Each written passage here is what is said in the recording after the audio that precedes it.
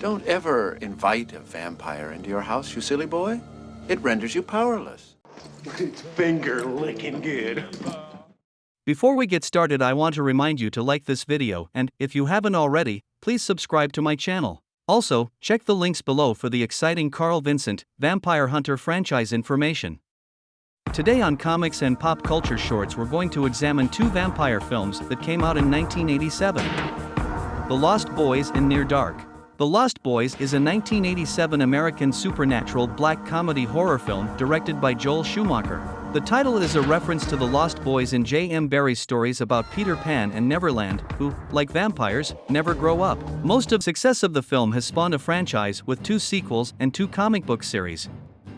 Near Dark is a 1987 American neo-Western horror film co-written and directed by Kathryn Bigelow.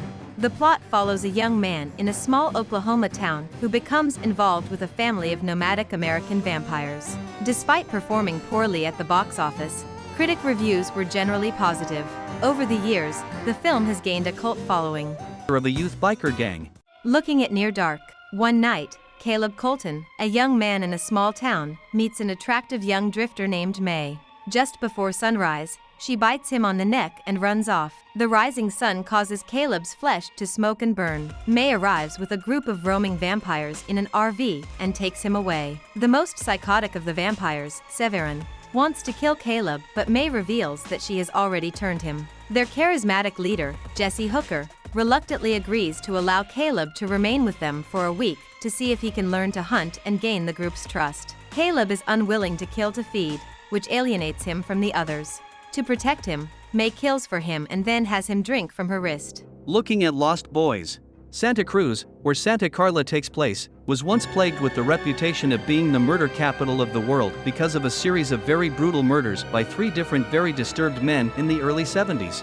Because of John Linley Frazier, Herbert Mullen and Edmund Kemper, Santa Cruz endured 28 murders over a 30-month period between 1970 and 1973. This is why the name of the city was changed to Santa Carla. I'd like to introduce you all. Sarah. Well, you people should stay up late. We keep odd hours. According to Lance Henriksen, he prepared for his role of Jesse by coming up with a background for his character and acting it out.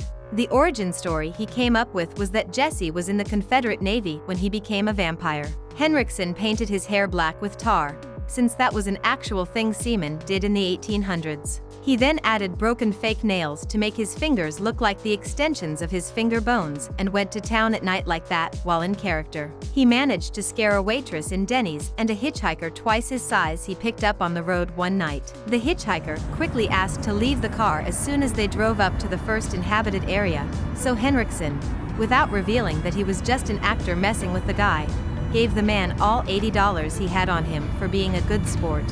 Henriksen always jokingly adds that he was lucky, since the hitchhiker could have easily overpowered him in a fight and make him cry like a baby. The thing that makes Near Dark a refreshing change from most vampire movies, including Lost Boys, is that it doesn't have all the trappings of vampire movies. The word vampire is not in the movie and no mention of Dracula. It's basically a western and the vampires are the cowboys.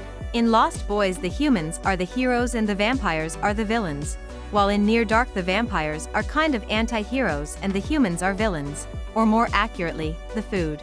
The vampires are the main characters in Near Dark, while the humans are the main characters in Lost. That she used the ready-made ensemble cast from his recent hit Aliens, and thus Lance Henriksen, Bill Paxton, and Jeanette Goldstein all appear in Bigelow's film. Michael Biehn had also appeared in Aliens and was considered, but declined to participate. That was our comparison of the 2 vampire films released in 1987. One was a horror comedy that did amazing box office. The other was a dark western horror mashup that failed at the box office but found cult status on video and home media. What did you think?